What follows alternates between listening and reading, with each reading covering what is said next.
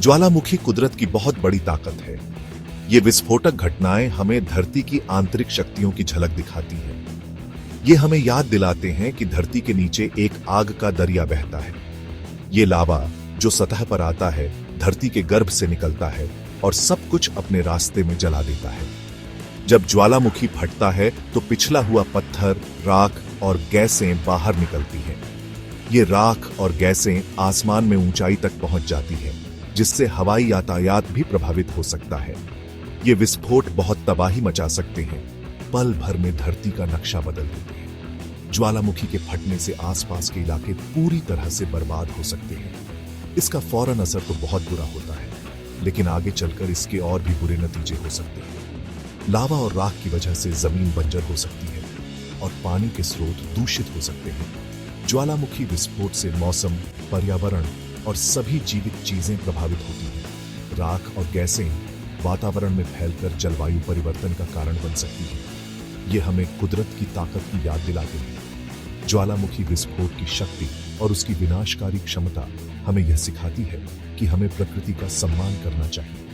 ये एक ऐसी ताकत है जिसका सम्मान करना और समझना जरूरी है। वैज्ञानिक लगातार इन घटनाओं का अध्ययन करते हैं ताकि हम बेहतर तरीके से तैयार हो सकें। ज्वालामुखी अलग थलग घटनाएं नहीं हैं। ये एक जटिल प्रणाली का हिस्सा है जो धरती के अंदर गहराई में चल रही प्रक्रियाओं से जुड़ी होती है। वे धरती के सिस्टम से जुड़े हैं। टेक्टोनिक प्लेटों की हलचल और धरती की पपड़ी में होने वाले बदलाव इन विस्फोटों का कारण बनते हैं। दुनिया के एक हिस्से में ज्वालामुखी फटने से पूरी दुनिया पर असर पड़ सकता है। राख और गैसें वातावरण में फैलकर वैश्विक जलवायु को प्रभावित कर सकती हैं। ज्वालामुखी के असली असर को समझने के लिए इन कनेक्शंस को समझना बहुत जरूरी है। वैज्ञानिक इन कनेक्शंस का अध्ययन कर हमें सुरक्षित रखने की कोशिश करते हैं।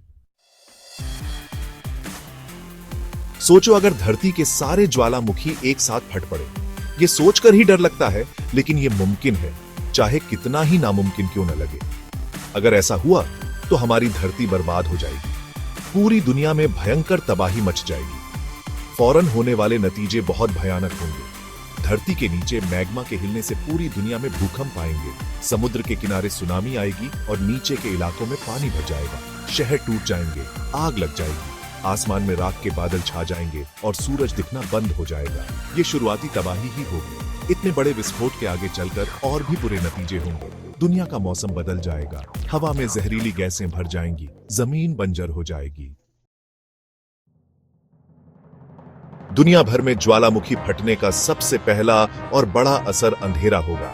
आसमान में इतनी राख भर जाएगी कि सूरज की रोशनी धरती तक नहीं पहुंच पाएगी। दुनिया हमेशा के लिए अंधेरे में डूब जाएगी। ये अंधेरा महीनों या सालों तक रह सकता है। सूरज की रोशनी के बिना तापमान बहुत गिर जाएगा। पूरी दुनिया में ज्वालामुखी की वजह से सर्दी पड़ेगी। फसलें बर्बाद हो जाएंगी, खाने की कमी हो जाएगी, पारिस्थितिकी तंत्र का नाजुक संतुलन बिगड़ जाएगा। सूरज की रोशनी न होने से लोगों के मन पर भी बुरा असर पड़ेगा। हमेशा का अंधेरा इस तबाही की याद दिलाता रहेगा। हर तरफ निराशा और उदासी छा जाएगी। कई ज्वालामुखियों के फटने से अरबों टन जहरीली गैसें हवा में फैल जाएंगी। इन गैसों जैसे सल्फर डाइऑक्साइड, कार्बन डाइऑक्साइड और हाइड्रोजन सल्फाइड का सभी जीवित चीजों पर बहुत बुरा असर पड़ेगा। सल्फर डाइऑक्साइड हवा में मौजूद पानी के साथ मिलकर सल्फ्यूरिक एसिड बनाएगा। ये तेजाबी बारिश धरती पर गिरेगी, पानी को जहरीला बनाएगी, पेड़ पौधों को नुकसान पहुंचाएगी और इमारतों को खराब करेगी। कार्बन डाइऑक्साइड, एक ग्रीन हाउस गैस, हवा में गर्मी को रोक कर रखेगी, जिससे आगे चलकर मौसम में बदलाव आएगा। हाइड्रोजन सल्फाइड, एक बहुत जहरीली गैस, लोगों की सेहत के लिए खतरा पैदा करेगी। ज्यादा हाइड्रोजन सल्फाइड के संपर्क में आने से जल्दी मौत हो सकती है। भाग 5, भूखमरी और विनाश, पारिस्थितिकी तंत्र का पतन। अंधेरा, ठंड और जहरीली हवा का धरती के पारिस्थितिकी तंत्र पर बहुत बुरा असर पड़ेगा। सूरज की रोशनी के बिना पेड़ पौधे सूख जाएंगे और मर जाएंगे। जानवरों को खाना और रहने की जगह नहीं मिलेगी और वे भूख या ठंड से मर जाएंगे। खाद्य श्रृंखलाएं टूटने से कई जीव जंतु खत्म हो जाएंगे। पूरी प्रजातियां मिट जाएंगी। हमारे ग्रह के कभी फलते फूलते पारिस्थितिकी तंत्र बंजर भूमि में बदल जाएंगे। अगर कुछ इंसान इस तबाही से बच भी गए तो उनका भविष्य बहुत बुरा होगा। उनकी दुनिया बदल जाएगी और उसकी जगह एक खतरनाक और बेरहम दुनिया आ जाएगी। भाग 6 अतीत की झलक, तंबोरा और बिना गर्मी वाला साल। यह कहानी हमें 1815 में माउंट तंबोरा के विस्फोट की याद दिलाती है, जिसने पूरी दुनिया को हिलाकर रख दिया था। 1815 में माउंट तंबोरा के फटने से हमें अंदाजा होता है कि ज्वालामुखी फटने के क्या नतीजे हो सकते हैं। यह विस्फोट इतना शक्तिशाली था कि इसकी गूंज दूर दूर तक सुनाई दी। इंडोनेशिया में स्थित तंबोरा इतनी जोर से फटा कि उसने करीब 100 घन किलोमीटर राख और पत्थर हवा में उड़ा दिए। इस राख और धूल ने वातावरण में फैलकर सूरज की रोशनी को ढक लिया। तंबोरा के फटने से आसपास के इलाकों में बहुत तबाही मची।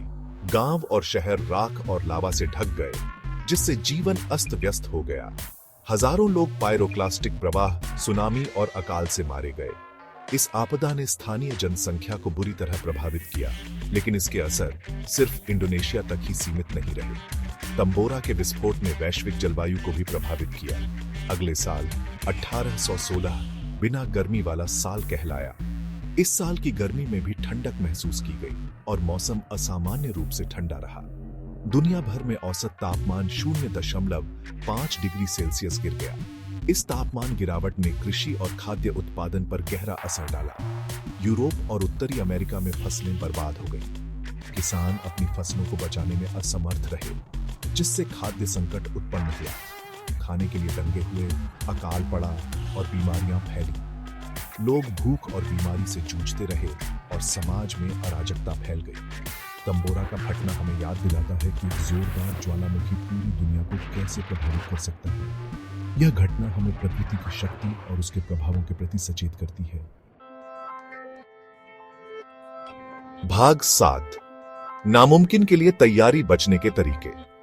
हालांकि दुनिया के सारे ज्वालामुखी एक साथ फटने की संभावना बहुत कम है, लेकिन यह नामुमकिन नहीं है और छोटे विस्फोट भी बहुत तबाही मचा सकते हैं।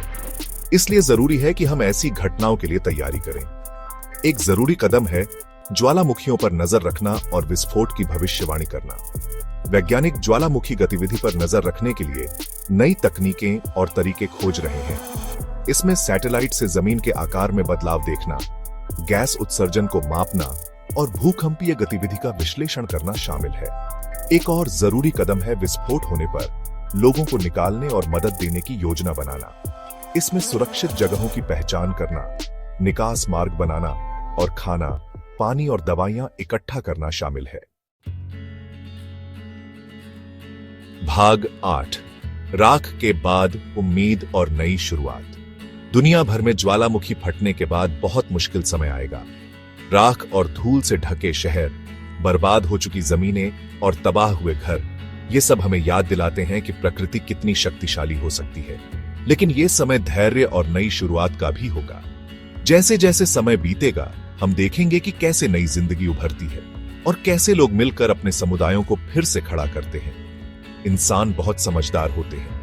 वे अपनी बुद्धिमानी और सामूहिक प्रयासों से किसी भी चुनौती का सामना कर सकते हैं। हमने अपनी जिंदगी में कई मुश्किलों का सामना किया है और हमेशा उन पर जीत हासिल की है। हर बार जब हम गिरते हैं, हम और भी मजबूत होकर उठते हैं। ज्वालामुखी विस्फोट के बाद हमें अपनी दुनिया को फिर से बनाने के लिए अपनी पूरी अक्लमंदी और दृढ़ संकल्प का इस्तेमाल करना होगा। हमें अपने घरों को फिर से बनाना होगा और अपनी जमीन को फिर से उपजाऊ बनाना होगा। हमें खाना उगाने, पानी साफ करने और ऊर्जा पैदा करने के नए तरीके खोजने होंगे। नई तकनीकों और नवाचारों का उपयोग करके हम एक बेहतर और अधिक स्थायी भविष्य का निर्माण कर सकते हैं। हमें आने वाली मुश्किलों से निपटने के लिए पूरी दुनिया के लोगों के साथ मिलकर काम करना होगा। अंतर्राष्ट्रीय सहयोग और एकजुटता से ही हम इन चुनौतियों का सामना कर सकते हैं। धरती खुद ठीक हो जाएगी। प्रकृति की अद्भुत क्षमता है कि वह खुद को पुनर्जीवित कर सकती है। ज्वालामुखी विस्फोट हालांकि विनाशकारी होते हैं, लेकिन हमारे ग्रह के निर्माण और विनाश के चक्र का एक स्वाभाविक हिस्सा भी है। ये विस्फोट हमें याद दिलाते हैं कि हम एक जीवित और गतिशील ग्रह पर रहते हैं। समय के साथ विस्फोट से निकली राख और गैसें जम जाएंगी। धीरे धीरे ये तत्व मिट्टी में मिल जाएंगे और नई जिंदगी को जन्म देंगे। सूरज बादलों से निकल आए। अंधकार के बाद हमेशा उजाला आता है। और यह हमें उम्मीद और नई शुरुआत की याद दिलाता है। जिंदगी तबाह हुए इलाकों में ही वापस आ जाएगी। प्रकृति की अद्भुत क्षमता है कि वह खुद को पुनर्जीवित कर सकती है और हम भी ऐसा कर सकते हैं। भाग 9। निष्कर्ष, कुदरत की ताकत का सम्मान। ज्वालामुखी हमें उन ताकतों की याद दिलाते हैं जो हमारे ग्रह को आकार देती है। वे बहुत तबाही और बहुत निर्माण दोनों कर सकते हैं। जरूरी है कि हम उनकी ताकत का सम्मान करें और उनसे होने वाले खतरों को कम करने के लिए कदम उठाएं। ज्वालामुखियों को समझकर, उनके विस्फोटों के लिए तैयारी करके और पिछली घटनाओं से सीखकर हम इन प्राकृतिक आपदाओं के असर को कम कर सकते हैं और एक सुरक्षित और मजबूत भविष्य बना सकते हैं। धरती एक गतिशील और हमेशा बदलता रहने वाला ग्रह है। ज्वालामुखी इसी गतिशीलता का हिस्सा है। कुदरत की इन शक्तिशाली ताकतों के साथ रहना सीखकर हम आने वाली पीढ़ियों के लिए अपनी और अपने ग्रह की सुरक्षा सुनिश्चित कर सकते हैं।